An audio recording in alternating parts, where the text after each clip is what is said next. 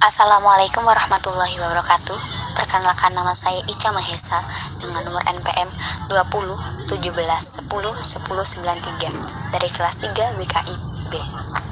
Di video kali ini saya akan membahas tentang bagaimana cara mengatasi kenakalan remaja di bangku sekolah. Tetap simak videonya ya. Salah satu masa yang terpenting dalam perkembangan manusia adalah masa remaja. Dalam masa ini, individu mengalami berbagai perkembangan, baik perkembangan fisik, psikis, sosial, maupun perkembangan emosional.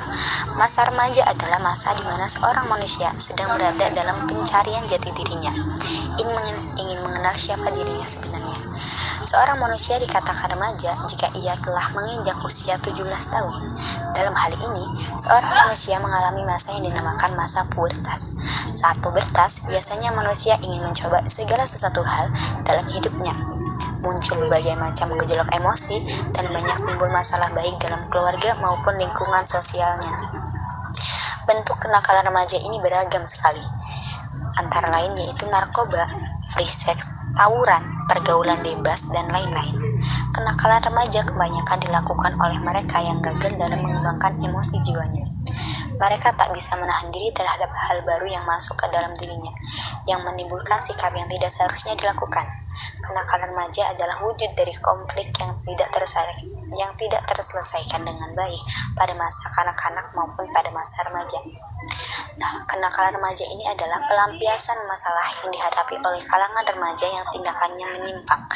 Menurut ahli sosiologi Kartono, menyatakan bahwa kenakalan remaja merupakan gejala patologis sosial pada remaja yang disebabkan oleh satu bentuk pengabaian sosial. Akibatnya, mereka yang mengembangkan bentuk perilaku yang menyimpang. Sedangkan menurut Stanford, kenakalan remaja merupakan kumpulan dari berbagai perilaku remaja yang tidak dapat diterima secara sosial sehingga terjadi tindakan kriminal. Masa remaja merupakan masa transisi dari masa anak-anak ke masa dewasa. Perubahan yang sangat pesat yang terjadi pada masa transisi ini biasanya menyebabkan labilnya emosi pada diri remaja. Meningginya emosi remaja biasanya disebabkan terutama ketika remaja berada di bawah tekanan sosial dan menghadapi kondisi ataupun lingkungan baru. Masalah-masalah ini akan timbul ketika seorang remaja gagal untuk mengembangkan pengendalian diri dalam menghadapi kondisi tersebut. Masalah-masalah yang sering terjadi pada remaja timbul pada saat proses interaksi antara remaja dengan lingkungannya. Masalah yang ditimbulkan oleh remaja biasanya disebut dengan kenakalan remaja.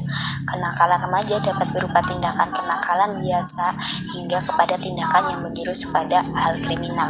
Survei yang dilakukan Federasi Kesehatan Mental Indonesia atau FEKMI menemukan fakta bahwa remaja telah mengenal tempat maksiat, perilaku minum minuman keras, merokok, dan narkoba yang sudah muncul pada remaja awal.